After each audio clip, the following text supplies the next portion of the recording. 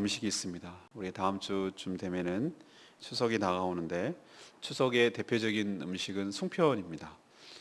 송편을 잘 만들면은 예쁜 딸 낳는다고 뭐 그런 얘기를 하면서 예쁘게 반달 모양으로 초승달 모양으로 이렇게 만들죠.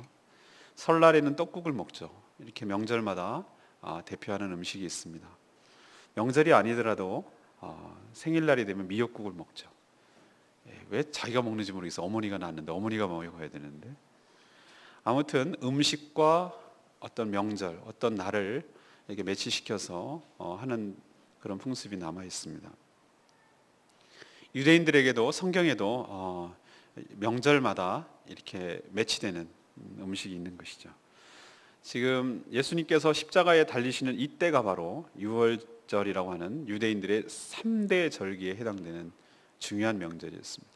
유월절 그리고 칠칠절, 수장절 이 3대 절기는 반드시 이스라엘 남자들은 성전에 모여서 어떤 예식을 해야 되는 그런 중요한 명절이었습니다. 근데 유월절을 대표하는 음식이 바로 양고기, 구운 양고기, 뼈를 꺾지 않은 통양구이를 먹어야 되고, 또 하나는 누룩을 넣지 않은, 그러니까 발효가 되지 않은 좀 맛이 없죠. 그러니까 무교병. 그래서 유월절이라고도 하고 그런 빵을 먹는다고 해서 무교절이라고도 부르는 그런 날에 예수님께서 잡혀 돌아가셨습니다. 예수님이 그 전날 밤에 했던 그 유월절 만찬이 곧 지금의 성찬으로 바뀐 것이죠. 그 예수님은 그 유월절 만찬을 성찬으로 바꾸려는 어떤 의도가 있었다는 것을 알 수가 있습니다. 그 의미를 오늘 살펴보려는 것입니다. 저희 부친께서도 목회를 하신 것을 제가 쭉 어려서부터 지켜봤고, 제가 부교육자 생활을 지금까지 목회를 안수받은 지 20년 됐는데 그동안 쭉 수많은 성찬식을 경험하면서 제가 늘 아쉬움에 있는 것이 하나 있었습니다. 이건 좀 아닌 것 같고, 이건 아닌데, 이거 좀 바꿨으면 좋겠는데 라는 것이 하나 있는데, 그것은 성찬식이 너무 장례식 같은 분위기가 난다는 거예요.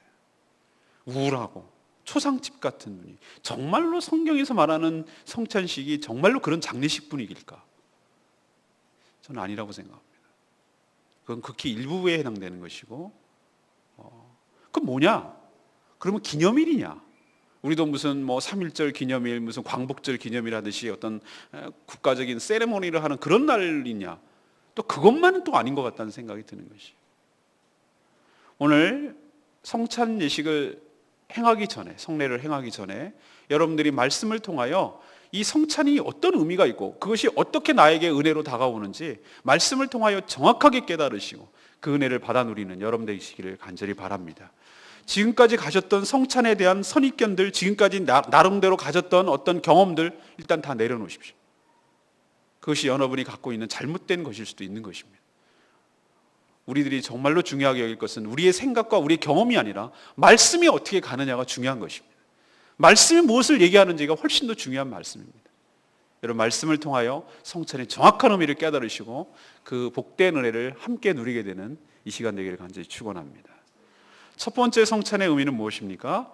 예수 그리스도의 보혈을 근거로 하는 새 언약식을 말합니다. 그러면 새 언약식, 그건 20절 오늘 말씀 제가 읽었죠. 내 피로 세우는 새 언약이니 라는 것에 근거합니다. 그러면 새 언약이라고 말했을 때는 헌 언약이 있다는 것입니다. 새 언약을 한자로 쓰면 어떻게 됩니까? 새자는 신자를 쓰고 언약은 약자를 쓰고, 약속한다고 할 때 약속을 쓰고, 그래서 신약이 되는 것이죠. 그러면 신약의 반대말은 옛날 언약, 올드, 뉴의 반대말, 올드의 개념으로 구약이 되는 것이죠. 우선 구약이 뭔지를 알아야 신약이 뭔지를 의미가 다가올 것입니다. 구약이 무엇입니까? 하나님께서 이스라엘 백성과 계약, 하나님과의 계약을 맺은 것을 언약이라는 말을 쓰는데 언제 맺었습니까? 바로 사람의 대표인 모세와 하나님이 시내산, 출애굽을 하고 나서 시내산에서 맺은 언약을 구약이라고 부릅니다. 그때도 맺었습니다. 근데 사실은 그 언약을 맺기 전부터 언약이라는 개념은 있었습니다. 아브라함과 언약을 맺었어요. 아브라함과 내가 뭐라고 약속을 했습니까? 너는 본토 친척 아비 집을 떠나라. 내가 너의 하나님이 되어주겠다. 너를 복의 근원으로 삼겠다. 너를 수많은 자손들의 아버지로 삼겠다. 떠났어요. 그리고 중간에 언약식을 했는데 어떻게 했습니까? 동물을 갖다 반으로 이렇게 잘랐어요. 한쪽에 이렇게 놓고 한쪽에 이렇게 벌려놓고 하나님께서 횃불로 통과하셨어요. 공통점이 하나 있습니다. 항상 언약은 세레모니 형태로 나타나는데 피와 연관이 되어 있어요. 피 없는 언약은 없습니다. 아브라함과 맺었던 언약도 그렇고 모세와 맺었던 언약도 그렇고 항상 피가 있었어요. 동물의 희생이 따랐어요. 왜 그렇습니까? 이거는 목숨을 걸고 지켜야 될 언약이라는 것이죠. 만약에 한쪽이 이 약속을 어겼을 경우는 목숨값을 피를 흘려야 된다는 것이죠. 그것을 보여주기 위해서 아브라함도 그렇게 했고 모세도 그렇게 했고 하나님이 언약을 맺은 것이. 그렇지만 이 언약은 불완전한 언약이었어요. 왜냐하면 동물로 하나님 앞에 이 동물의 피가 보증이 되었는데 하나님께서 잘 기억하셔야 될 게 하나 있는데 동물의 피를 흘렸기 때문에 하나님께서 용서해 주시는 것이 아닙니다. 그게 아니고 용서해 주시는 주체는 하나님이신 줄로 믿습니다. 그 왜 용서해 주시느냐? 하나님이 그렇게 하면은 용서해 주겠다는 자신이 한 약속 때문에 용서해 주시는 것이지 우리가 희생 제물을 드렸다고 해서 그 때 때문에 자동적으로 우리의 죄를 용서해 주시는 것은 아닙니다. 그 불완전성 때문에 죄를 지을 때마다 동물들이 와서 피를 흘리고 죽어야 됐습니다. 그 자체가 벌써 그 동물의 피는 불완전하다는 것을 보여주는 것이에요. 또 하나의 이 구약은 불완전성이 있었어요. 한계가 있었어요. 그 동물이 사람을 대신할 수 없다는 겁니다. 동물이 죽는 건 동물이 죽을 뿐이에요. 억울하게 죽는 것이죠, 사람 때문에. 그러나 사람의 문제는 사람이 죽어야 되는 것이. 그 사람이 지은 죄는 그 사람이 죽은 것이. 예를 들어 볼까요? 우리가 어떤 사람을 살인했어요. 살인했는데 그 죄값을 자기 집에 있는 소 100마리가 대신할 수 있습니까? 없습니다. 그 살인한 사람이 그 죄값을 치르는 것입니다. 그래서 이 구약은 한계가 있었어요. 또 하나는 뭐냐면 그러면 언약을 잘 지키면 될 건데 이 약속을 이스라엘 백성들이 잘 지키면 돼. 철저하게 어겼어요. 하나님은 신실하게 그 언약을 지키셨는데 이스라엘 백성들은 철저하게 어겼어요. 못해요. 감당이 안 되는 거예요. 지키지를 못하는 거예요. 그래서 하나님은 이것 갖고는 안 되겠구나. 이 방법 가지고는 언약을 유지할 수가 없구나. 그 관계를 유지할 수가 없구나. 그래서 하나님은 구약의 선지자를 통해서 대표적으로 예레미야 선지자, 그 다음에 에스겔 선지자, 그 다음에 이사야 선지자, 이 선지자들을 통해서 하나님께서 언약을 갱신해야 되겠다. 새로운 언약으로 바꿔야 되겠다. 이 언약 가지고는 불완전하다는 것을 깨닫고 예언을 하기 시작하셨어요. 내가 새로운 언약을 갱신할 것이다. 때가 되면 새로운 언약을 맺게 될 것이다. 새 언약의 근거가 되는 것은 동물의 피가 아니라 바로 하나님이기도 하고 사람이기도 한 메시아 예수 그리스도의 보혈이 근거가 될 것이다. 그래서 불완전성이 있는 동물의 피가 아닌 사람의 피로, 사람의 피도 그냥 죄인의 피가 아닌 죄가 없는 사람의 피로 그것을 근거로 삼으셔서 하나님이 언약을 사람과 다시 맺고자 한 그 약속을 이미 하셨단 말입니다. 그것이 지금 오늘 말씀으로 실현되는 것이 바로 예수 그리스도의 십자가 사역이고 예수 그리스도의 보혈인 줄로 믿습니다. 그래서 그 예수 그리스도의 피를 흘림으로 그것을 보혈이라고 그냥 피라고 하냐고 보배로운 피라고 그래서 보혈이라고 말하는데 그 보혈 때문에 우리가 새로운 언약을 적용받고 있는 줄로 믿습니다. 새로운 언약을 갱신받아서 우리는 거기에 혜택과 그 조항에 따라서 하나님께서 우리를 바라보고 계시는 것이죠. 신약의 가장 뚜렷한 점이 무엇입니까? 어떻게 그러면 옛날 그 계약서랑 달라진 게 무슨 내용입니까? 그 내용 첫 번째는 하나님의 계명, 하나님의 말씀이 바깥에 있지 않냐고 우리 안에 있게 되는 줄로 믿습니다. 그건 성령을 통하여 우리 안에 하나님의 말씀이 생각나도록 우리 각 심령에게 성령을 부어 주실 줄로 믿습니다. 9월 달부터 요엘서가 시작되네. 저는 요엘서 묵상이 어느 벌써 들어갔습니다. 요엘서에서 뭐라 하죠? 우리가 찬양하는 자 마지막 날에 그죠? 마지막 때가 되면 뭐죠? 젊은이들은 환상을 보고 있다. 꿈을 꾸게 될 것이고 그게 무엇입니까? 내 영을 모든 만민에게 부어주리라. 벌써 요엘서도 예언해놨던 이 언약의 새로운 언약의 핵심되는 내용이 그거예요. 성령을 부어주셔서 바깥에 돌 위에 있는 십계명을 지키지 못하는 이 불완전한 인간들을 그것이 안 되니까 우리 마음속에 계명을 넣어주셔서 성령이 생각나도록 하셔서 그때마다 우리가 뭘 어떻게 찾아야 될지 이 조항이 어딘지 이 상황이 어떤 건지 율법을 무지하고 잘 모르니까 그거 불완전하니까 성령 하나님께서 우리에게 주셔서 우리 안에 성령을 주셔서 하나님의 영을 부어주셨어. 하나님의 영이 말씀을 생각나도록 하게 함으로 그 말씀대로 살아갈 수 있는 완전한 언약을 새롭게 갱신하여 주신 줄로 믿습니다. 이렇게 이 갱신이 우리에게 효력을 발휘하는 근거가 뭐라고요? 예수 그리스도의 보혈이고 그 보혈을 하는 세레모니가 바로 하나님의 언약식 예수 그리스도의 성찬인 줄로 믿습니다. 그렇게 의미를 연결시키고 다가와야 되는 것이죠. 또 하나 하나님이 이 새 언약에 적용받는 것이 있어요. 성령을 우리에게 주실 거라는 이 언약 말고 또 하나 있어요. 그것은 뭐냐 하면은 하나님 앞에 우리도 지금 참회 기도했습니다만 하나님 앞에 용서를 구하고 하나님 앞에 잘못했다고 어글웨이드 시인하고 인정하고 하나님 제가 죄인입니다. 제가 이러이러한 죄를 졌습니다라고 고백하면 하나님께서 미쁘시고 의로운 주님께서 우리를 보시는 것이 아니라 예수 그리스도의 보혈을 보셔서 우리 죄값을 치르신 그 십자가 갈보리 언덕에 예수 그리스도를 보셔서 우리의 허물과 죄를 용서하여 주시고 다시는 기억지도 않게 하신 줄로 약속한 줄로 믿습니다. 이게 신약의 적용 핵심 조항 중에 하나예요. 하나님이 우리의 모든 것을 다 기억한다면 우리는 하나님 앞에 감히 설 수가 없어요. 근데 하나님께서 놀라운 장치를 마련해 주셨어요. 본인 스스로가 기억에서 지워버리려고. 하나님 그렇게 하실 수 있는 분이 아니에요. 하나님 그렇게 할래도 할 수가 없는 분이에요. 전지전능하시고 모든 것을 아시는 주님께서 스스로 자기가 자기의 기억을 잘라버리기로 약속하셨어요. 어떻게 하면? 예수 보혈을 의지하고 나가서 예수 보혈을 주님께 아뢰며 그 보혈을 힘입어 나가서 우리의 허물과 죄악을 시인하고 용서하며 그 죄를 다시는 기억지도 않겠다. 동에서 서에서 먼 것 같이 바다에다가 돌을 던진 것처럼 다시는 그 문제에 대해서 재론하지 않겠다. 너의 모든 죄악을 편집하고 나의 기억 속에서조차 사라지게 하겠다. 이것이 바로 신약의 핵심 조항 중에 하나인 줄로 믿습니다. 그렇게 적용받을 수 있는 근거가 뭐라고요? 예수 그리스도 보혈. 그 세레모니가 뭐라고요? 바로 지금 성찬식입니다. 사랑하는 여러분, 항상 하나님과 맺은 언약에는 뭐가 있었다고요? 예식이 있었다고요. 어떤 것을 내용을 담기 위해서는 뭐합니까? 그 형식이라는 게 필요합니다. 그 형식 위에 내용을 담는 것이죠.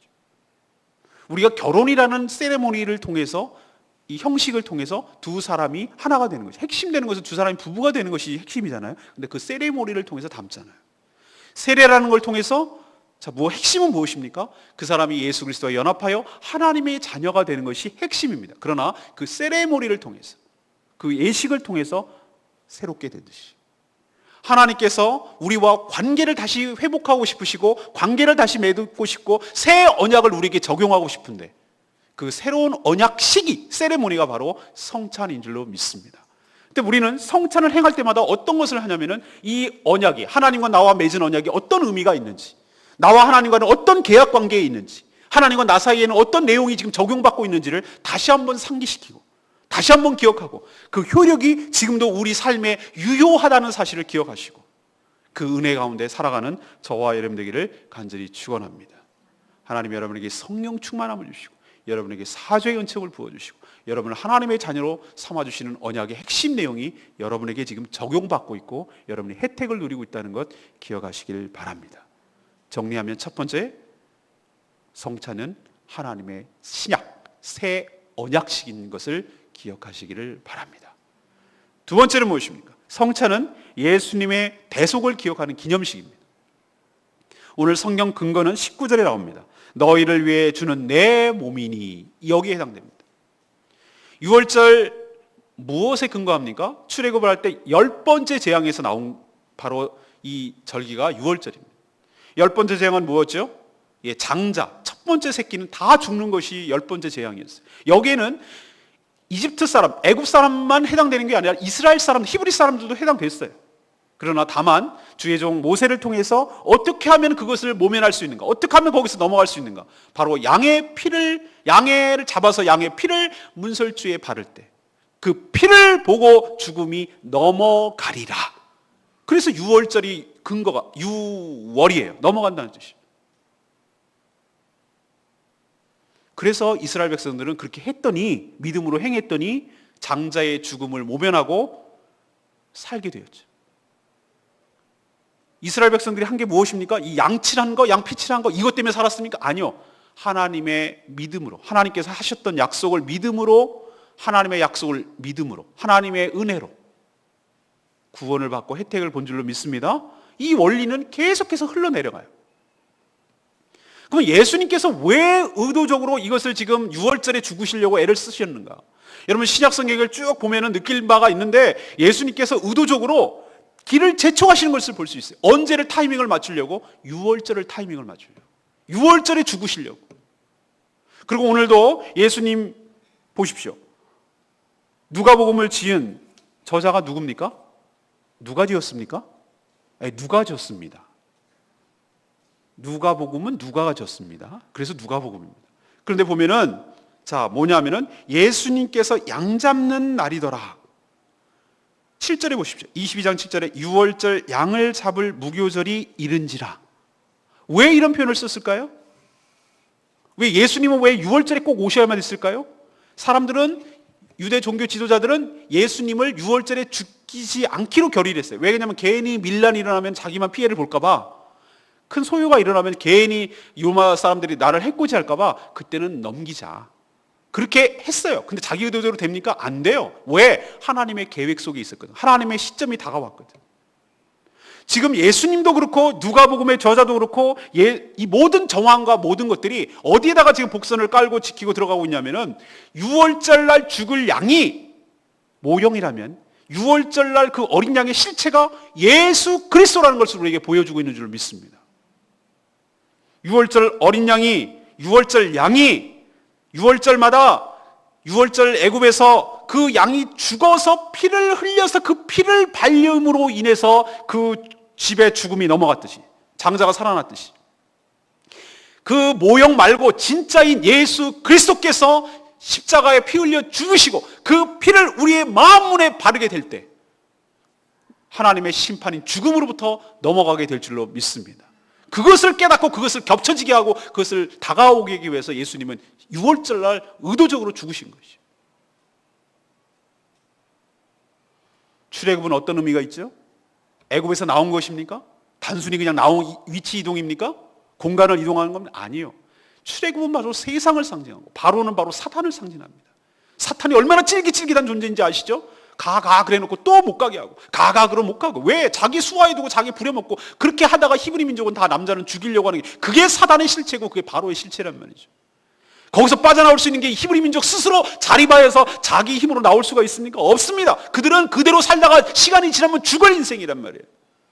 그런 인생을 하나님의 능력으로, 하나님의 은혜로 그들이 출애굽한 은혜를 누리게 된 줄로 믿습니다. 못 가지고 결정타를 쳐서 장자가 죽으니까 사단도 두 손 두 발 다 들었어요. 마찬가지로 그래서 우리가 끄집어냈다면, 우리가 해방이 됐다면, 이스라엘 사람들이 해방이 됐다면 예수 그리스도의 피 때문에, 예수 그리스도의 보혈 때문에 우리가 사단에서 해방된 줄로 믿습니다. 사단의 종살이한 것에서 해방된 줄로 믿습니다. 죽음에서 해방된 줄로 믿습니다. 바로 죄에서 해방된 줄로 믿습니다. 그래서 예수님이 뭐라고 말합니까? 내 몸은, 내 피는 너희를 위한 내 몸이며 내 피니. 이것이 바로 대속입니다. 대신 죽는 것입니다. 예수님이 죽어서 내가 사는 것입니다.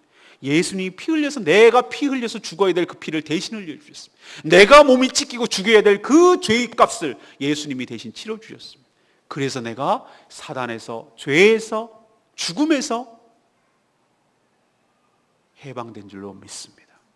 그것을 기억하고 그것을 잊어버리지 말고, 내가 누구 때문에 살게 됐는지, 내가 누구 때문에 은혜를 입고 내가 죄에서, 사단에서 끄집어냄을 받았는지를 잊어버리지 말라고요. 안 믿는 사람들 제사를 꼭 지내려는 이유가 있어요. 자기가 잊혀질까 봐. 이번 추석에도 그 갈등이 있을 거예요. 그래서 저는 예배를 드리고 기억하라고 얘기합니다. 기억해 주라고. 두려워하지 않도록 기억해 주라고. 그래서 믿는 사람들이 조상을 함부로 여기는 것이 아니라 살아계실 때 잘하십시오. 누구보다도 더 잘하십시오. 제사를 드려서 그분이 오셔서 한다면 저는 제일 잘할 거라고 제가 말씀드렸어요. 할머니 사랑을 독차지한 사람이에요. 제가 장남의 장남, 장손이에요. 얼마나 귀하게 컸는지. 그 어렵고 힘들 때 내가 기침을 많이 하고 소화천식 있다고 원기소랑을 내가 먹었던 기억이 나요. 그 3살, 4살 때. 얼마나 우리 할머니가 저를 사랑했는지 알 것 같아요. 그 가난한 집에서. 제가 할머니 먹을 수만 있다면 저는 누구보다도 잘 차릴 거예요. 근데 그게 아니잖아요. 이런 거 안 드셔도 우리 할머니는 너무너무 좋은 곳에 천국에 가셔서 더 좋은 거 잘 드시고 저를 응원하고 격려하고 계실 줄로 믿습니다. 그렇지만 내가 기억한다 이 말이에요. 뭘 통해서? 할머니 돌아가신 날, 음력 6월 20일. 그 더운 여름날, 우리 규희가 태어나는 해였어요. 한 달 전이었어요. 우리 규희가 태어나기 한 달 전.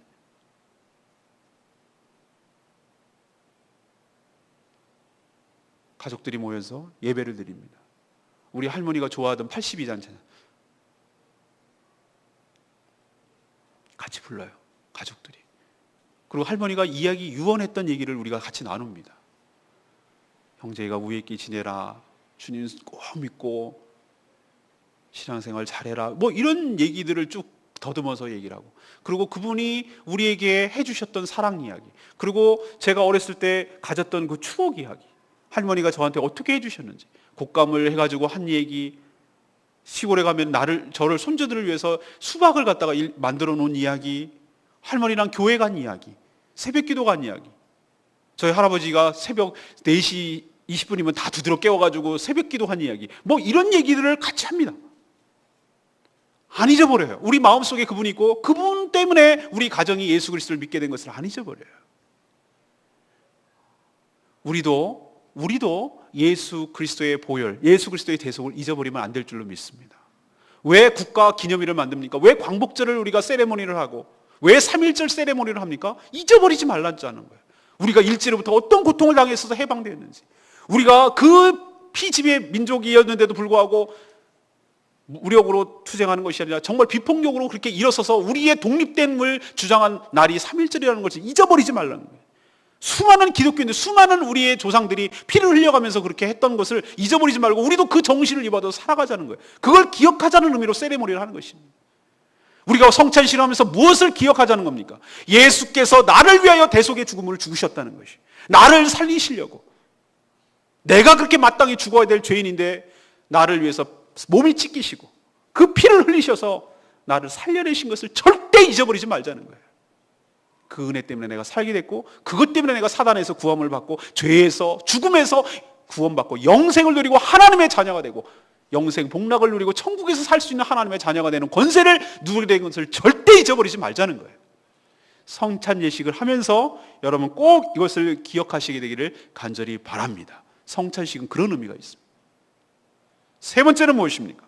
성찬은 바로 구원의 완성을 소망하는 잔치입니다. 오늘 읽은 말씀 중에 18절 말씀이 근거입니다.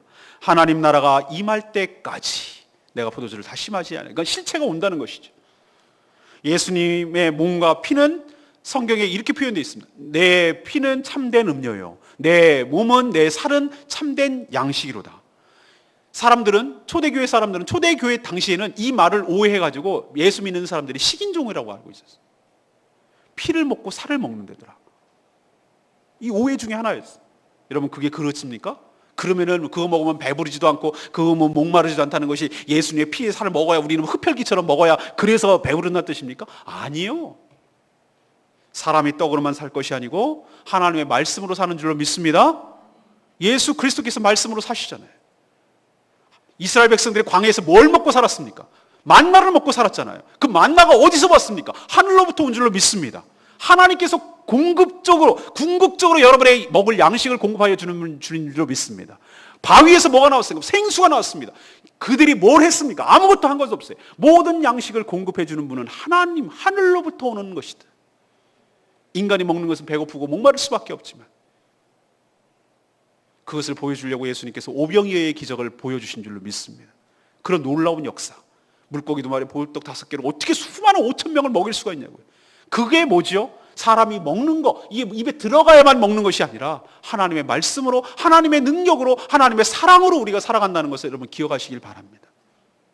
식물도 동물도 사람도 자식도 모든 것도 사랑을 입지 않으면 시들어 죽어요. 동물들도 사랑 안 주는 것들은 털도 윤기도 안 나고 그래요. 식물도 마찬가지예요. 우리가 화초를 키우는데 사랑한다, 이쁘다, 애 주고 물 주고 쓰다듬어주고 아유 이쁘다 향기를 맡아주고 그러면은 식물도 알아요. 식물도 알아. 식물도 윤기가 나게 잘 자라고 큽니다. 제가 그래서 모든 생물은 우리는 물을 먹고 자라는 줄 알았는데 그게 아니라 사랑을 먹고 자라는 줄로 믿습니다. 하나님의 사랑, 하나님의 은혜를 받고 살아가는 존재들이에요.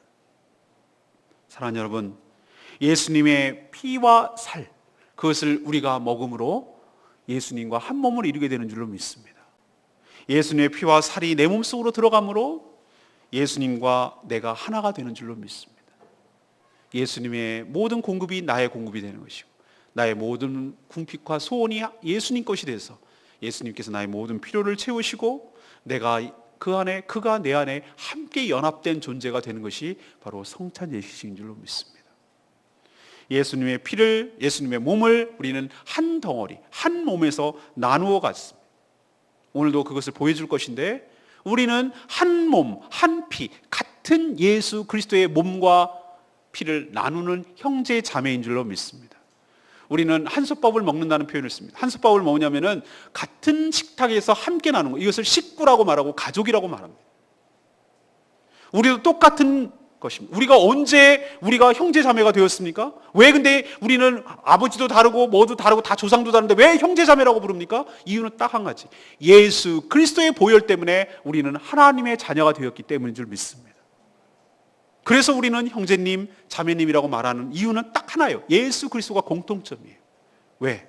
예수 그리스도의 보혈이 내 안으로 들어가고 예수의 몸이 내 안으로 들어가서 예수님이 나와 함께 연합이 되고 또 그런 다른 형제 자매도 똑같은 원리로 한 가족이 되었으니 그래서 우리는 교회를 이루고 있으니 우리가 남이 아니라 한 가족이고 한 교회고 한 몸을 이루고 있는 교회의 머리가 되신 예수 그리스도와 함께 한 몸을 이루고 있는 교회라는 사실을 잊어버리지 않는 것.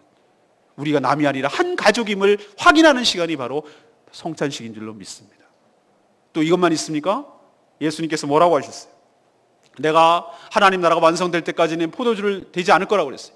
그럼 하나님 나라가 완성되면 이거 될 거란 얘기인데 이것은 무엇을 의미합니까? 하나님 나라가 다가오면 진짜가 온다는 거예요. 진짜 천국잔치가 다가오게 될 줄로 믿습니다. 우리가 성찬식을 하는 것은 약식으로 이렇게 세레모니를 하는 것이지만 진짜는 따로 있어요. 하나님께서 우리를 모두 다 구속하시고 이 땅에 재림하셔서 모든 죄악을 심판하시고 나서 하늘의 천국잔치가 열리게 될 줄로 믿습니다. 그때 예수 그리스도와 함께 더불어 잔치를 벌일 거예요. 이 혼인잔치, 어린 양의 혼인잔치가 실제로 온다는 것을 우리에게 기억하게 하기 위해서. 지금은 이렇게 하지만 진짜가 온다는 거예요. 옛날에 동물의 피를 잡았지만 그 진짜가 예수 그리스도가 왔듯이 우리는 지금 이렇게 하고 있지만 진짜 천국잔치가 다가오고 있다는 사실을 우리에게 기대하게 하고 소망하게 하고 그것이 실현될 것을 믿게 만드는 것이 바로 성찬식인 줄로 믿습니다. 성찬은 이렇게 다양한 의미가 있습니다.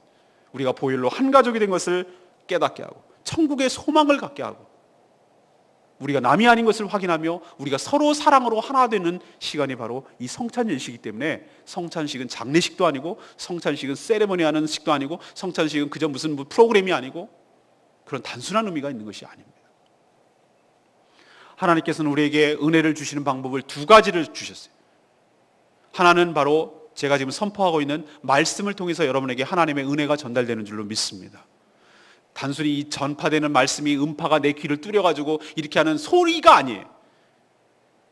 생명의 말씀이 여러분에게 전달되고 있는 줄 압니다. 말씀에는 권세와 능력이 있습니다. 그 말씀을 먹을 때마다 내 영혼이 살아나고 내 영혼이 회복되는 역사가 일어날 줄로 믿습니다. 이것이 하나의 하나님의 방법이라면 또 다른 방법은 하나님께서 성례를 통해서 성례는 바로 세례와 성찬인데 이 성찬을 통해서 하나님께서 은혜를 부어주시는 줄로 믿습니다. 이 예수 그리스도의 피와 예수 그리스도의 살을 먹을 때 내 몸 안에 예수 그리스도의 피와 살이 들어가는 것입니다. 은혜가 들어가는 것입니다. 내가 예수 안에, 내가 예수님이 내 안에 함께 있게 되는 것이고 우리가 가족들이 또 하나가 되는 시간이기도 합니다. 서로 사랑하며 천국 소망을 가지고 힘을 내고 살아갈 수 있도록 하나님께서 이 성찬을 통해서 은혜를 부어주실 줄로 믿습니다. 모든 연약함이 떠나가게 될 줄로 믿습니다. 우리의 여러 가지 쌓이고 여러 가지 문제가 예수 그리스도께서 내 안에 들어가심으로 인하여 그 문제가 해결되는 역사가 있게 될 줄로 믿습니다. 연약한 질병이 떠나가게 될 줄로 믿습니다. 우리의 연약함이 회복되게 될 줄로 믿습니다. 하나님 우리에게 여러 가지 어려움과 힘든 여러 가지 인생의 공고함이 말씀을 통해서 가득 채워짐으로 배부름을 얻음으로 인하여 진정한 양식을 체험함으로 인하여 우리가 배부름을 얻게 되고 우리의 만족함을 주게 되고 우리가 모든 것이 회복되는 역사가 이 성찬을 통해서 일어나게 될 줄로 믿습니다. 도로가 2차선이 뚫렸는데 그동안 우리 1차선만 활용하고 살았어요. 저는 가급적 목회 칼럼에도 썼습니다만 이 2차선을 다 활용하게 되기를 원합니다. 매주마다 이 성찬식을 행함으로 우리에게 풍성한 하나님의 은혜가 매주마다 우리에게 전달되고 그 풍성한 은혜가 우리를 삶을 윤택하게 하고 회복하게 하고 충만하게 하는 그런 역사가 우리 삶 가운데, 우리 교회 가운데 있게 되기를 간절히 바랍니다. 자, 결론 내리겠습니다. 성찬을 하면서 하나님과 우리가 새로운 언약을 맺어서 우리에게 그 언약에 따라 혜택을 주시는 하나님의 은혜를 감사하시는 여러분 되시기 바랍니다. 두 번째, 이 성찬식을 함으로 우리를 대신하여 죽은 대속의 죽음으로 인하여 우리를 해방시켜 주시고 우리에게 자유를 주시고 있음을 여러분 잊어버리지 말고 기억하시기를 바랍니다. 우리가 누구 덕에 살고 계는지를 잊지 말라는 얘기예요. 세 번째는 무엇입니까? 성찬을 한식을 하면서 우리가 남이 아니라 먼 이웃보다 우리 가까운 누구보다도 더 가깝고 친하잖아요. 우리 최은영 집사님 말씀해 보세요. 우리 성도님하고 더 친하세요? 언니들하고 더 친하세요? 내가 가만 보니까 우리들하고 더 친한 것 같은데 제가 너무 자신한가요? 우리 성도들 가만 보면은 먼 친척보다 가까운 이웃사촌이었다는 우리 속담처럼 자주 왕래도 안 하고 전화도 안 하는 친척보다 매일 보고 매일 사랑하고 매일 아끼고 매일 같이 밥 먹고 매일 같이 일하고 매일 같이 하는 우리가 훨씬 더 친한 것 같아요. 그 이유는 딱 한 가지, 우리에게 공통점이 되고 우리의 중심이 되어주시는 예수 그리스도가 우리 가운데 있기 때문인 줄 믿습니다. 우리는 똑같이 예수의 피를 먹고 예수의 살을 나누어서 한 가족이 된 존재예요. 그래서 형제님이 되고 자매님이 되는 것이죠. 그래서 우리는 이 성찬식을 행함으로 우리가 남이 아니라 우리는 한 가족입니다. 그것을 고백하고 확인하는 시간 되기를 원합니다. 그리고 이거는 지금 모형이고 우리는 지금 이렇게 이 잔치를 천국에서 이 정도 수준에서 하겠어요? 이거는 약식이고 진짜 천국 잔치는 떡 벌어지게 원수들이 저기 누워있는 가운데 원수들이 엎어져 있고 심판받는 것을 보면서 공연을 즐기면서 하나님께서 항상 우리를 차려주시고 우리가 보란듯이 원수들이 보란듯이 하나님께서 우리에게 큰 잔치를 베풀어 주실 줄로 믿습니다. 그것을 소망하며 살아가게 되기를 간절히 소망합니다. 기도는 나중에 함께 하겠습니다.